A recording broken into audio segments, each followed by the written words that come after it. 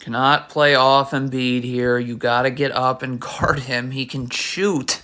Okay, this player is in the gaps right here. This player needs to move in a little bit more, right? Right foot parallel to the block, left foot out wide stance. So now if I'm beat, I have help here, I have help here. But you playing off Embiid, I mean, come on. What is going on right here? Kawhi Leonard, you cannot stand in the middle of nowhere. You have to find a body to guard. Okay, Marcus Morris is guarding Shake Milton. Like, what? Look at this. Why is Marcus Morris not guarding Shake Milton anymore? Kawhi Leonard, please go somewhere else and find somebody else to guard.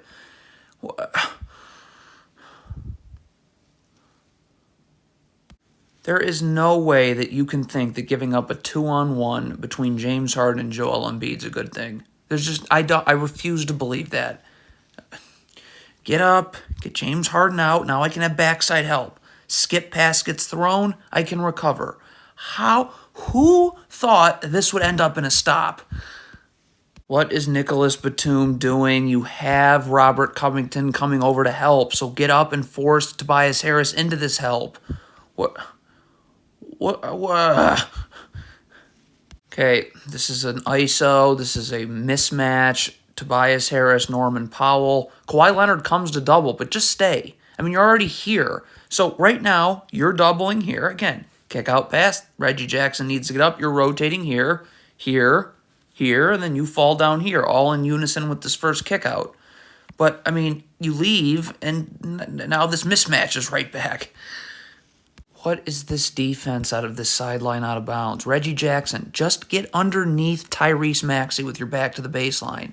If he catches the ball out here, whatever, you'll be in position to guard him because, again, you'll be in a defensive stance. Your back will be to the baseline. But for some reason, you quit guarding him. Look at, now Norman Powell's guarding him with his back to the sideline. So you're not ready to guard one-on-one. What is going on here?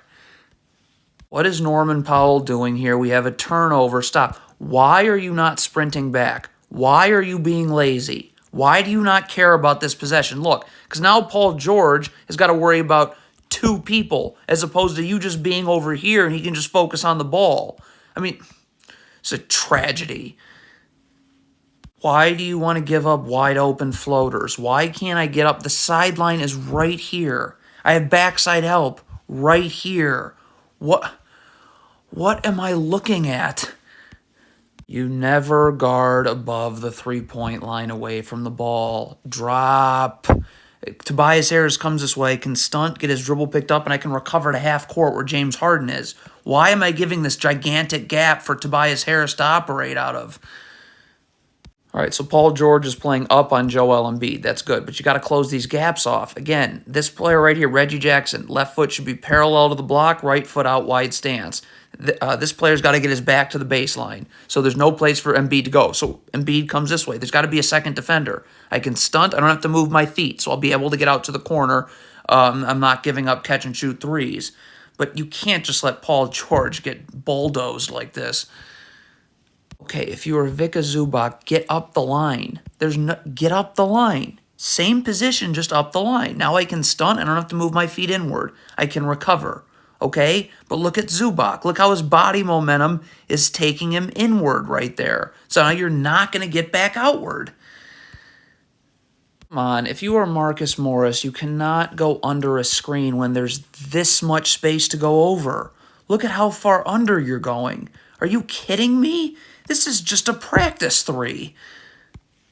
Okay, so Paul George is trailing towards this 76ers player here. So Kawhi Leonard, again, has nothing to do other than double Joel Embiid here. So if you're Zubac, force Embiid into this double.